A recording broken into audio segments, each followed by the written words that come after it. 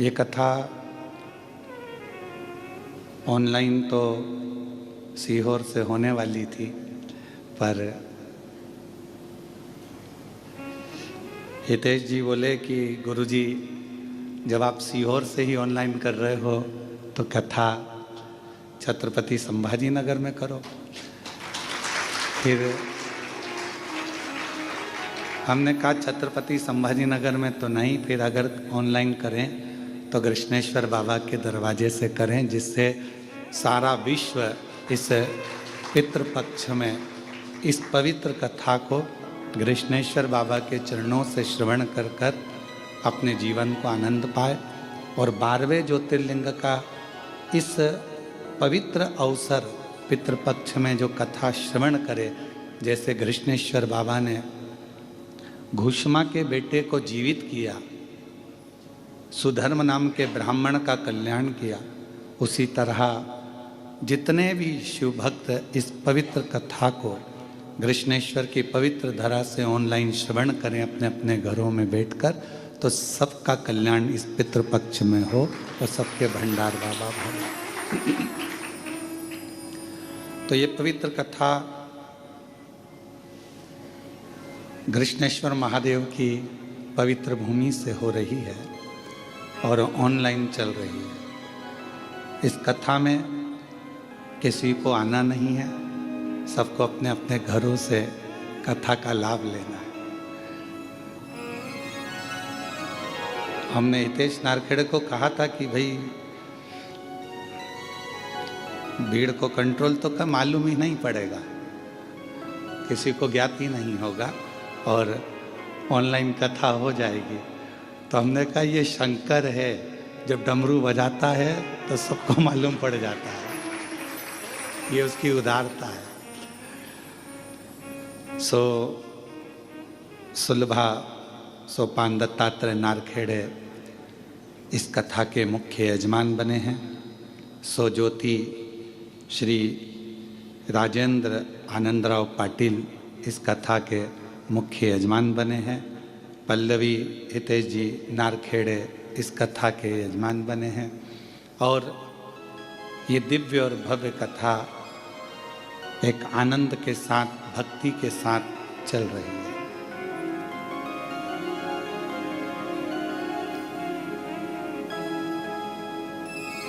और नारखेड़े परिवार के जितने भी सदस्य हैं, बेटे हैं, बेटियां हैं, गौरव हो और भी अन्य जितने भी बेटियां हैं, दामाद हैं और जो जो इनके भाई बंधु हैं, पाटिल परिवार के जितने भी बहन भाई बंधु, बेटियां, दामाद जो भी हैं, सभी इस कथा के यजमान हैं। और सही रूप में तो ये कथा जिनकी गोद में बैठ के हो रही है तो वो कृष्णेश्वर महादेव ही इनके मुख्य यजमान, इसके मुख्य यजमान। कृष्णेश्वर प्रतिष्ठान वाले भी चाहते थे कि गुरुजी कभी भी एक कथा ऑनलाइन यहाँ हो, तो मैं आपको भी धन्यवाद देता हूँ, कृष्णेश्वर प्रतिष्ठान वालों को भी, कि जो दिन रात मेहनत कर कर कथा होना थी सीहोर में, उसको लेकर आ गए कृष्णेश्वर तक और ऑनलाइन यहाँ चल रही है। पर इन सब में सबसे ज़्यादा किस्मत वाले तो तुम लोग हो जो एक्स्ट्रा बैठे हुए हैं।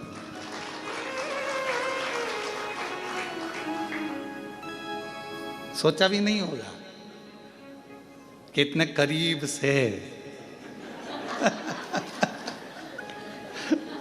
इतने नजदीक से और इतने आनंद के साथ, पूरे वीआईपी ट्रीटमेंट के साथ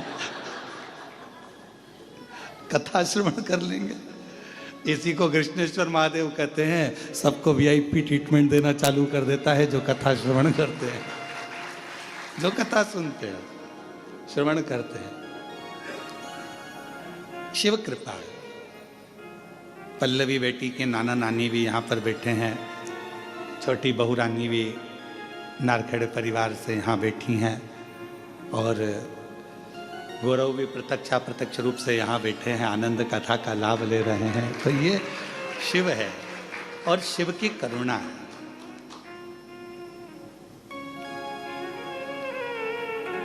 अब 7 दिन की कथा आस्था चैनल पर, फेसबुक, यूट्यूब पर चलेगी। सब ये सोचकर सुनना कि पितृपक्ष की कथा हम बाबा कृष्णेश्वर नाथ की पवित्र भूमि महाराष्ट्र बेरुल से सुन रहे हैं। और जितने भी लोग कथा को श्रवण कर रहे हैं, जो पितरों के लिए सुन रहे हैं, 2 दाना चावल का हाथ में लेकर कथा को श्रवण करने के बाद अपना जो पानी का मटका है, हंडा है, परिंडा है, वो उस हंडे मटके के पास में 2 दाना चावल अपने गोत्र का बोलकर छोड़ देना। उस मटके के पास में, हंडे के पास में, पानी के मटके के पास में, क्योंकि ये पितृपक्ष की कथा। आपको मालूम होगा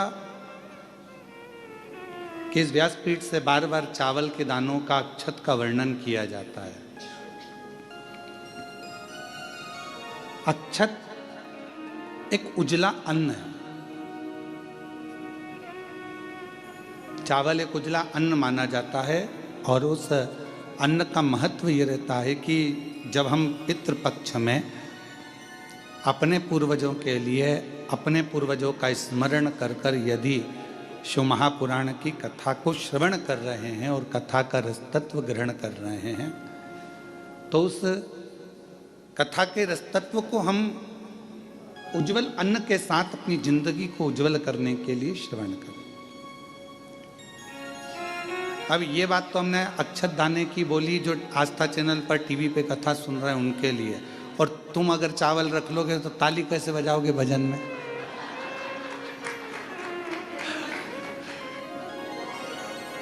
तो अब आप अपने पल्लू में बांध लो, हाथ में रख लो जरा उसको, गोदी में, ठीक है।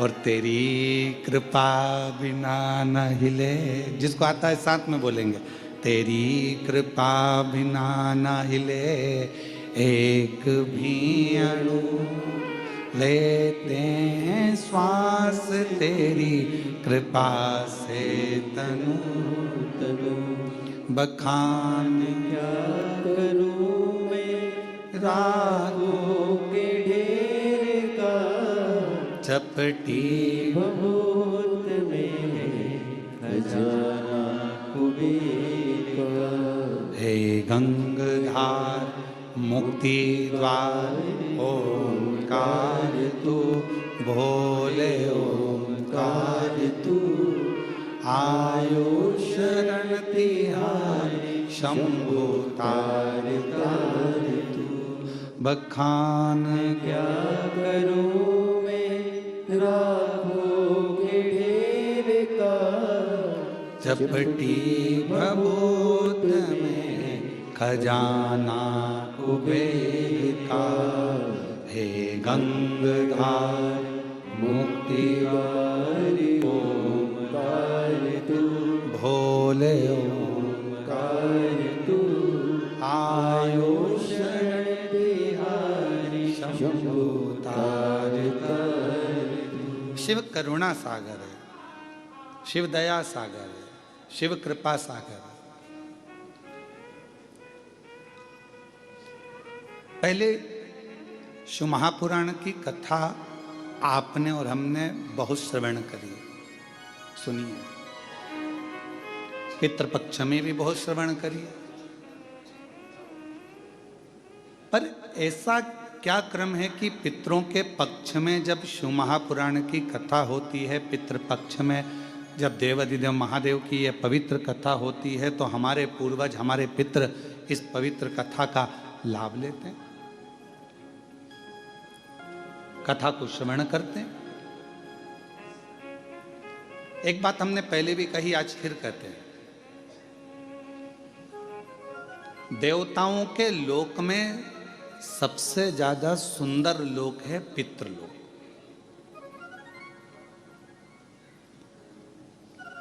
और देवताओं के लोक में सर्वश्रेष्ठ सबसे सुंदर लोक अगर माना गया है तो पितृलोक माना गया। जिस पितृलोक में पितृ निवास करते हैं, रहते हैं। अब आप कहोगे गुरुजी ये पितृलोक का वर्णन कहाँ है? तो शिव महापुराण के प्रारंभ में विद्येश्वर संहिता के अंतर्गत ही आप इसको श्रवण कर सकते हैं, या पार्वती खंड में, उमा खंड में, कौमार्य खंड में आप इसको श्रवण कर सकते हैं। भगवान पितृलोक में पितरों की 3 बेटियां हैं, मेना, धन्या और कला। ये कथा अपने को शिव महापुराण में मिलती है। और पितरों की 3 बेटियां बड़े आनंद के साथ में पितृलोक में भ्रमण कर रही हैं।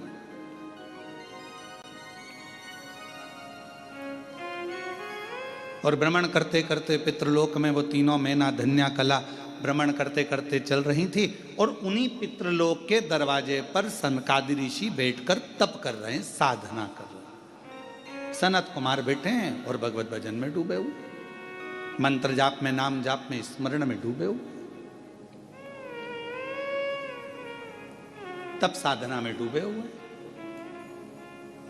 थोड़ी देर बाद वहीं से मेना निकल कर जाती हैं। हमारा शास्त्र कहता है कि कोई दरवाजे पर बैठा हो, भोजन की थाली रखी हो, कोई संत साधु बैठा हो, कोई सन्यासी बैठा हो, कोई कथा में बैठा हो, कोई सत्संग में बैठा हो, कोई भजन में बैठा हो, या जिस आसन पर बैठकर हम भगवान की आराधना कर रहे हो, साधना कर रहे हो, उस पर अपना लात, अपना चरण, अपना पांव नहीं लगना चाहिए। जिस आसन पर बैठकर हम भजन करते हैं उस आसन को पांव से नहीं सरकाना चाहिए, उस आसन को पांव से एकाग्रित नहीं करना चाहिए, हिलाना नहीं चाहिए। कई लोग बैठने से पहले अपना बैठने का जो सेटिंग करते हैं तो पहले पांव से, इधर आसन है तो उसे पांव से घसाएंगे। अगर उठाना ही है तो झुककर उठाओ उसको और फिर रखो उसे। पर पांव का प्रयोग आसन में भी नहीं किया जाता, पांव का प्रयोग बासन मतलब बर्तन में भी नहीं किया जाता। पांव का प्रयोग अगर कोई दरवाजे पर बैठकर सत्संग कर रहा है, भजन कर रहा है, कीर्तन कर रहा है, मंत्र जाप कर रहा है, तो उसको अपने पांव का, चरण का कहीं भाग न लगे, उस पर भी ध्यान रखना चाहिए। अब मेना, धन्या, कला पितरों की बेटियां हैं। अब पितरों की बेटियां आराम से निकल रही थी, पर मेना जब निकल कर गई तो उसके जो लहंगा था, अब आज के ज़माने में तो इतना भारी तो लहंगा नहीं चलता, पर उस समय पर तो सोना, रतन, माणिक, मोती, हीरा, पन्ना सब लहंगों में जड़ा रहता था। तो जैसे ही मैना निकल कर गई तो उनका जो लहंगा था वो सनत कुमार की जंघा पर लग गया। धन्या निकल कर गई, उनका शरीर का जो वस्त्र था, लहंगा था, वो उनके शरीर पर लग गया।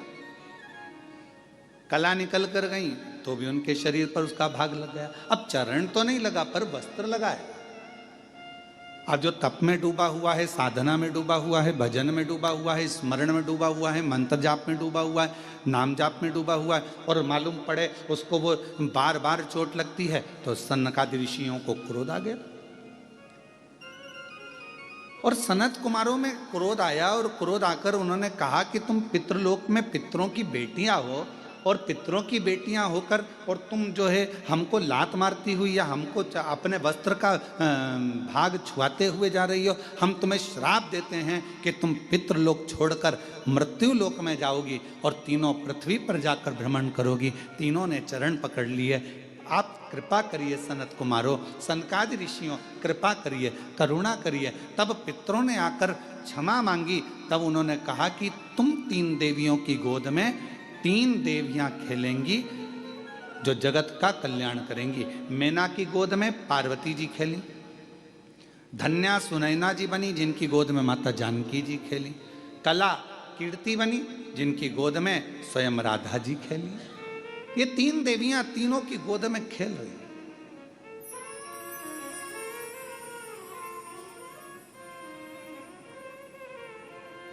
और पितृलोक का सुख छोड़कर मृत्यु लोक में आ गई।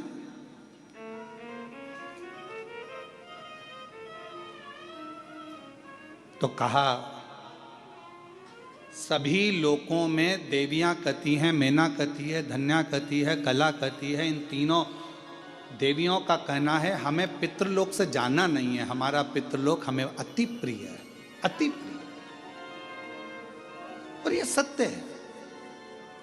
भले आपका छोटा सा झोपड़ा हो ना, आप कितने भी अच्छे होटल में रह रहे हो, कितने भी अच्छे आप कॉटेज में रह रहे हो, खूब डेवलप का गद्दा है डनलप का, और खूब जोरदार पानी भी मिल रहा है, वेटर भी लगे हैं, भोजन भी मिल रहा है, और बढ़िया चाय भी मिल रही है, कॉफ़ी भी मिल रही है, उसके बाद भी 1 महीना 15 दिन 20 दिन आप रहोगे, रहने के बाद आपको एक ना एक दिन आपके घर की याद जरूर आएगी। भले वो टूटा हुआ झोपड़ा क्यों ना हो, चाहे उस घर में तुम्हारा साधारण सा रुई का गद्दा क्यों ना हो, चाहे उसमें चटाई क्यों ना बिछी हो, पर अपने घर की याद अपने को जरूर आती है।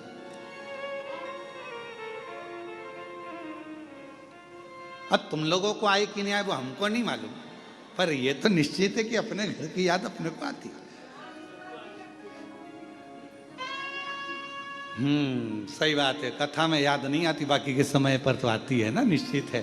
तो भले कितने भी वीआईपी कॉटेज में रह लो, भले तुम कितने भी आनंद के साथ रह लो, पर घर की याद जरूर। तो मैना, धन्या, कला तीनों देवियां पृथ्वी पर भ्रमण करती हुई कहती हैं हमें पितृलोक की याद आती है। पितृलोक हमारा लोक सर्वश्रेष्ठ है, और ये सत्यता है। पितृलोक क्यों श्रेष्ठ है? तो माता मैनावती से पूछा गया। एक बार हिमालय राज ने पूछा कि मैना, तुझे अपने पिता का घर पितृलोक इतना प्रिय क्यों है? तो मैना जी ने कहा कि जब पृथ्वी पर कथा होती है, मृत्यु लोक में पृथ्वी पर जब कथा होती है, भगवान शंकर की यह पवित्र धरा मृत्यु लोक में जब भी विष्णु महापुराण की कथा होती है, जितनी देर तक कथा के पंडाल में जितने लोग बैठकर कथा श्रवण करते हैं, या किसी भी माध्यम से जितने लोग, जैसे आस्था चैनल पर सुन रहे हैं, फेसबुक यूट्यूब पर श्रवण कर रहे हैं, आप जहाँ जहाँ बैठकर कथा को श्रवण कर रहे हैं अपने अपने घरों में, जितनी देर तक आपका ध्यान शिव महापुराण की कथा में रहता है, उतनी देर तक भगवान बैकुंठ छोड़कर पितृलोक में पितरों के ऊपर हाथ रखकर कथा को श्रवण करते हैं। अब आप लोग जितने लोग बैठे हो, आपके पूर्वज, आपके दादा परदादा 71 पीढ़ी में, कोई महिला है, बेटी है, उसकी 71 पीढ़ी, कोई पुरुष है, उसकी 71 पीढ़ी। तो जितने लोग भी इस आस्था चैनल पर कथा को सुन रहे हैं, फेसबुक यूट्यूब पर कथा को श्रवण कर रहे हैं, या बेलूर की इस पवित्र घृष्णेश्वर महादेव की इस पवित्र हॉल में बैठकर इस कथा को श्रवण कर रहे हैं, आप जितने भी सुन रहे हैं, आपके पूर्वज, आपके पितर, आपके देवता, आपके दादा परदादा 71 पीढ़ी में जहाँ कहीं पर भी होंगे, वो पितृलोक में जब बैठे रहेंगे, आप कथा श्रवण कर रहे होंगे, उस समय पर भगवान देव अधिदेव महादेव, भगवान नारायण और भगवान ब्रह्मा, इंद्र, 33 कोटि देवता पितृलोक में जब तक आप कथा सुनते हो, उतनी देर तक वो पितृलोक में हमारे पूर्वजों के पास उनके कंधे पर हाथ रखकर ऐसे श्री शिव महापुराण की कथा को श्रवण करते हैं और वर देते हैं। देख, तेरे परिवार वाले कथा सुन रहे हैं, देख तेरे परिवार वाले कथा करवा रहे हैं, देख तेरे परिवार वाले 3 घंटे तक कथा में अपने हृदय को, अपने चित्त को, अपने मन को लगाए हैं। जा, पितृपक्ष में ये कथा तेरे पूर्वजों के आनंद में ये श्रवण कर रहे हैं। मैं 16 दिन के श्राद्ध में भगवान नारायण कहते हैं, मैं वर देता हूं कि जो पितृपक्ष की कथा श्रवण करता है, उसकी मनोकामना देव अधिदेव महादेव पूर्ण कर देते हैं। ये नारायण वचन देते हैं।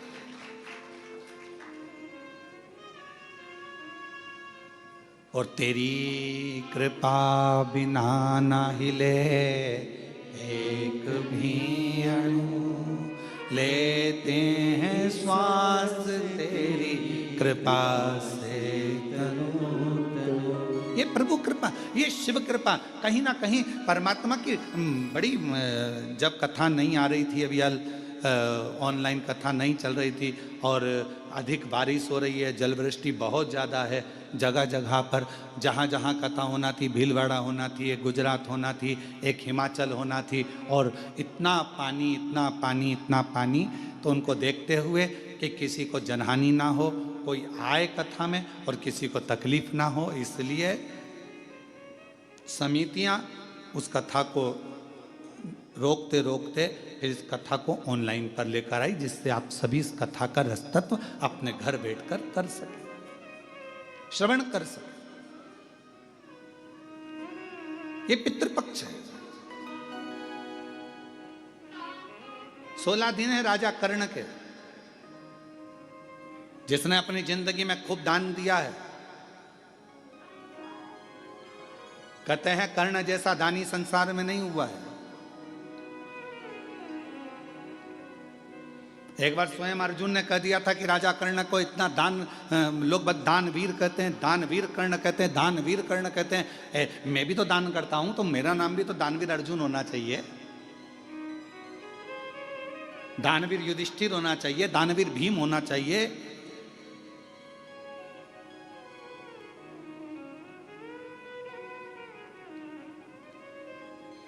क्यों?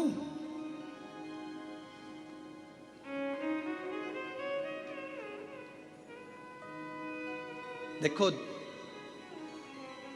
रोटी बनी, गाय को दे दी, एक दान ये हुआ। और दूसरा दान कौन सा है?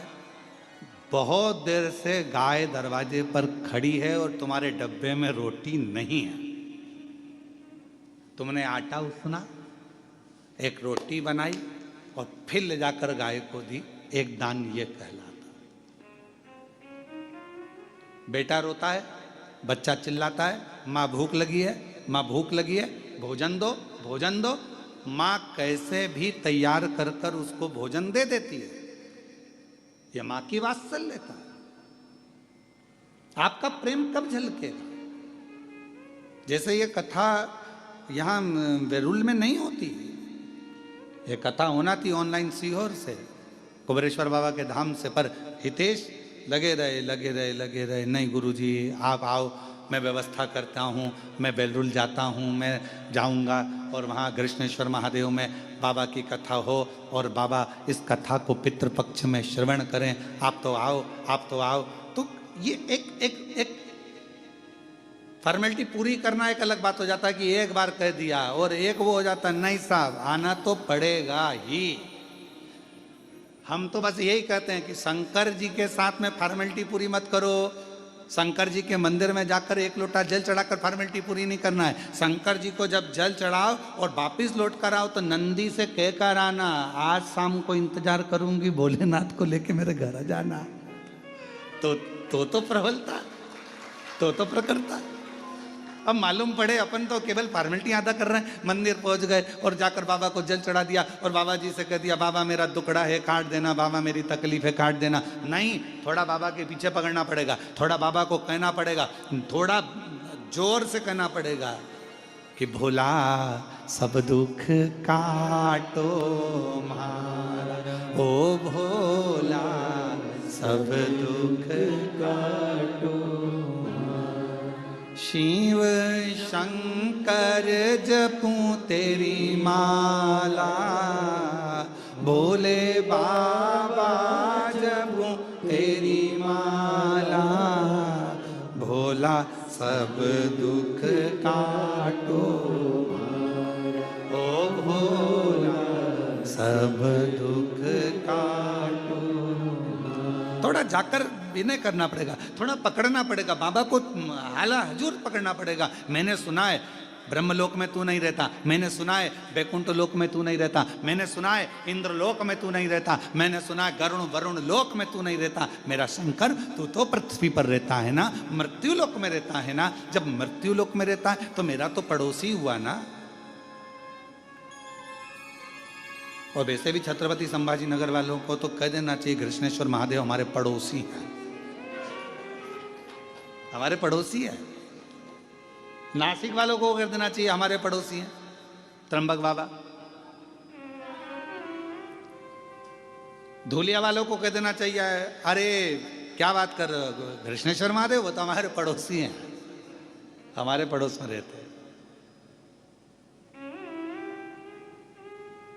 अब पड़ोसी से रिश्तेदारी कैसी बनाना है तुम्हारे ऊपर निर्भर करता है। तुम अगर पड़ोसन को चाय वाय पिलाओगे अच्छे दमदारी से, उससे अच्छा प्रेम भाव रखोगे तो पड़ोसन भी तुम्हारी दुख की घड़ी में आके खड़ी हो जाएगी और कह देगी चिंता मत करो मैं खड़ी हूं ना, तुम तो तुम्हारी शादी ब्याह करो, बाकी का सब सामान मैं संभाल लूंगी। और पड़ोसन कहीं कहीं इतनी अच्छी होती है कि सब संभाल लेती है, तुम जाओ तुम पार्टी करो मैं सब संभाल लूंगी, सब संभाल लूंगी, सब संभाल लूंगी। और कहीं कहीं की पड़ोसन ऐसी होती है कि तुम जाओ पार्टी में मैं सब ले जाऊंगी।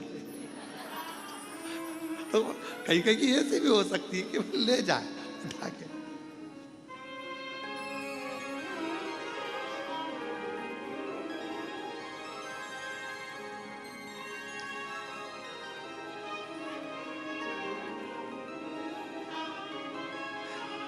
एक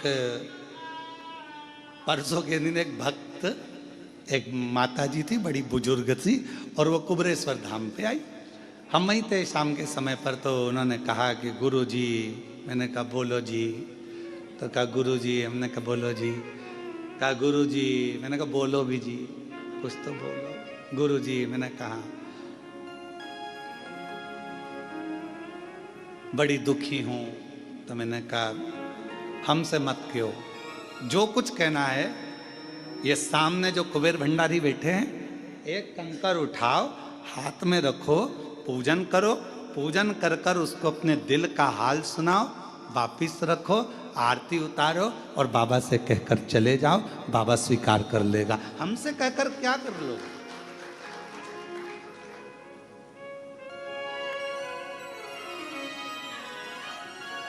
हमसे कहकर क्या करो? फिर थोड़ी देर बाद उसके मन में गुरु जी। मैंने कहा क्या हुआ जी? चप्पल कोई ले गया। तो हमने कहा बताओ। हमने कहा इसीलिए तुम्हारा मन पूजन में नहीं लग रहा। ध्यान तो वो पादुका में पड़ा हुआ है, चप्पल में पड़ा हुआ है, और तुम ध्यान लगाओ तो कैसे लगे?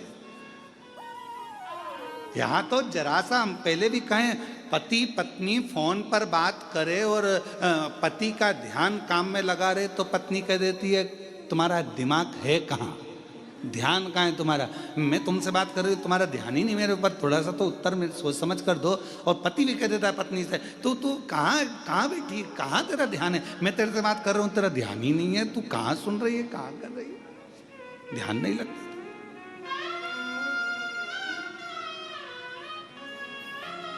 और मैंने तेरे ही भरोसे बाबा, तेरे ही भरोसे हवा बिच उड़ती जावांगी, बाबा डोर हथो छड़ी ना मैं कटी जावांगी। भोले